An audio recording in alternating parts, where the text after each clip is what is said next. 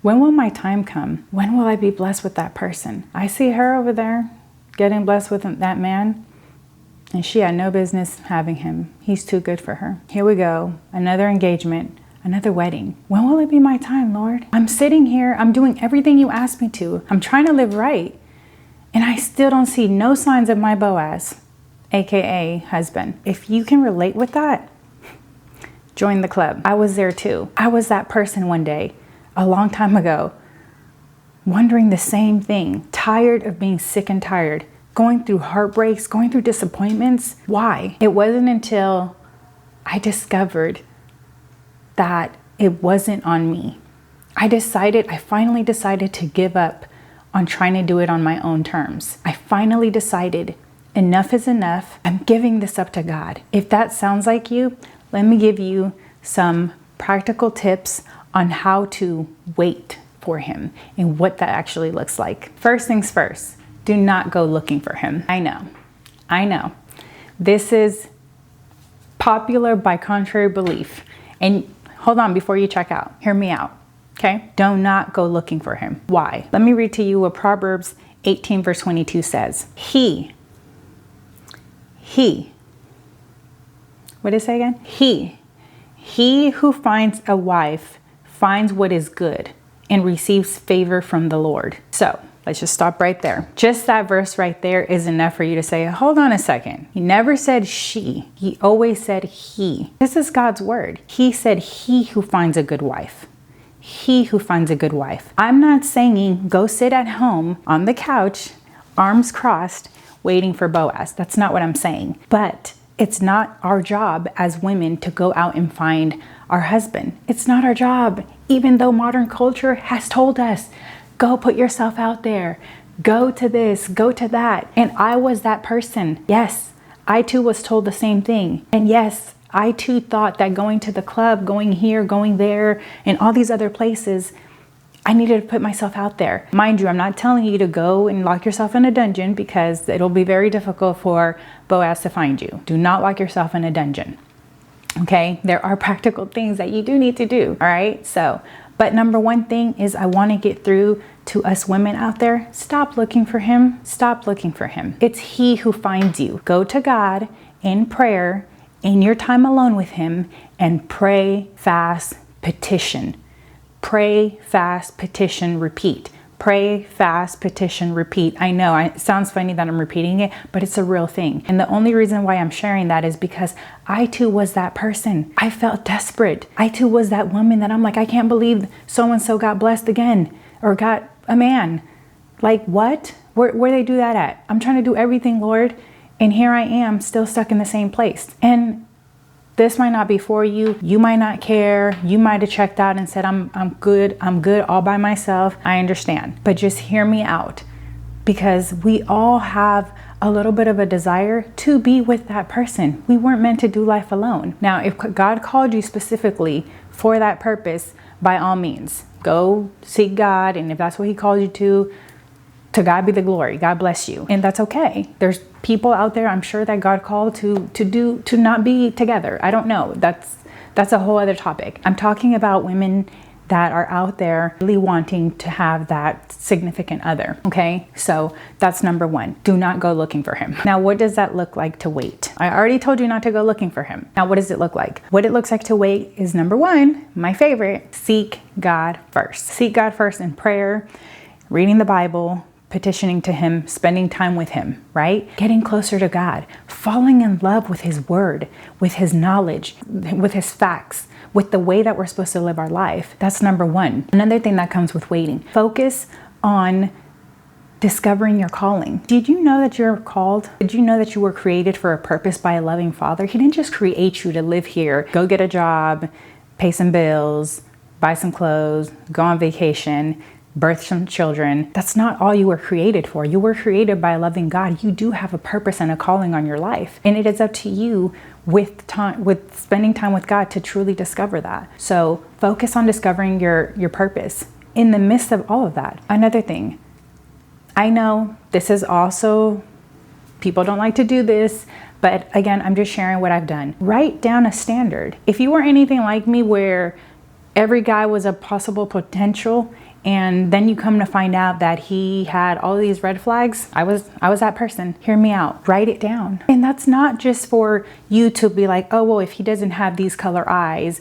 or these muscles, that's not what it's for. When I say write it down, write a standard. I did the same thing. I actually had an old friend of mine that she wrote it down. I heard her say that and I didn't believe it at the time, but I wrote down a standard of the qualities. Hear me out. The qualities that you would like to have in a man. For example, does he believe in God? Do you want a godly man? Yes, because that will be his moral compass. Who else will check him? Not even his mama can check him, like God can check him. Does he have a relationship with God? Does he work?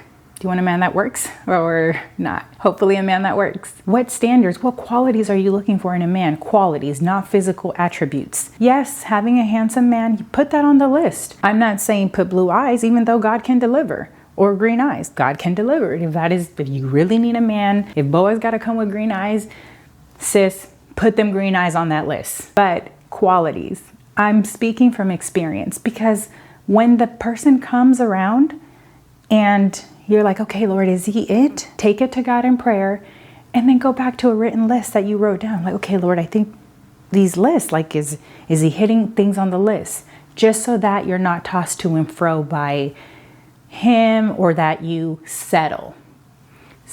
You do not want to settle when the counterfeit Boaz comes around. Ooh, that's a word. Do not settle for the counterfeit. We ain't got time to be wasting on counterfeit Boazes around here, okay? We women deal with a lot of counterfeit because we're so, oh, he could possibly be it. Trust me, I was there. I'm not coming for women. I'm a woman. I dealt with the same thing. So that's another part of it. Walk in righteousness and humility. Walk in righteousness. During your waiting period, walk in righteousness. Do things in the right standard. Will God be pleased with what you're doing, with what you're engaging in? Are you a good person? Are you walking in the fruits of the Spirit? Walk in that. Work on your finances. Work on getting out of debt. Work on money management principles. Work on your temple. Would Boaz be proud of what his wife looks like? Yes, this is a real thing. We are called to work on our temple. So these are things that you would do in your waiting period, okay? Pray, fast, seek the Lord. These are all basic principles in your waiting period. Work on your career. Work on self-love. If right now your career is whatever your career is, work on that. Do it in a spirit of excellence, so that in some way, shape, or form, do God's business through it if you can. Share the good news. Share about God's love. And in that same vein, discover purpose. Is where you're at glorifying God? Is that what God called you to do? And if not, pray to God for guidance, for him to lead you into where you're called to be led to. Okay? Work on self-love. Love yourself. Yes. Go out, have that coffee, buy that dress. I've said this in one of our last videos. Do the things that you would do for yourself. Love yourself. There is such a thing as loving yourself in a righteous way. That doesn't mean go out and, party and get drunk. And if that's where you're at right now, God bless you. This is not a video to judge where you're at, but it's more so tips, practical tips of what I did and what has helped me. So I would suggest, work on self-love. Whatever self-love looks like for you in a rightful place, just always ask yourself, would God be pleased with what I'm doing? Would God be pleased with what I'm engaging in right now? Does this honor God? Okay. And you do have to get away from, if this is you, the Netflix and chill. That guy that, you just call, that you have his number there in case you get bored. You do have to get away from that. Because even though no one else is seeing what you're doing, God sees.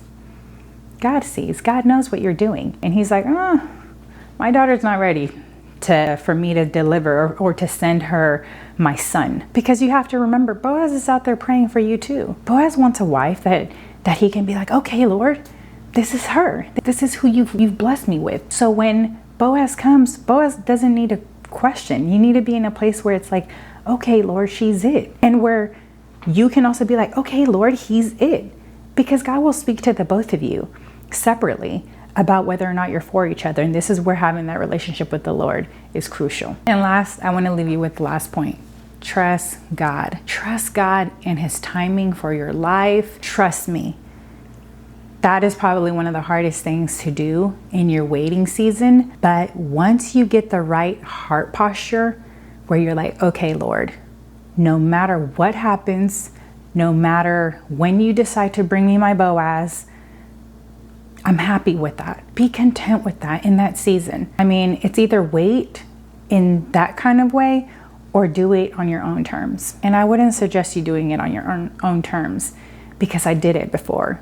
And I can testify and tell you, you will deal with a lot of heartbreak. You will deal with a lot of pain. You will deal with a lot of trials, and it's not worth it. It's not worth it, sis. It's not worth it to deal with the going around and tripping. You're literally tripping over a rock only because you don't want to give it to God. So I really pray that these practical tips help you in your waiting season while you're waiting on your Boaz. And if I missed anything that you're doing, please comment below. Let me know what else is helping you in your waiting season that I missed. I will talk to you guys later. Bye.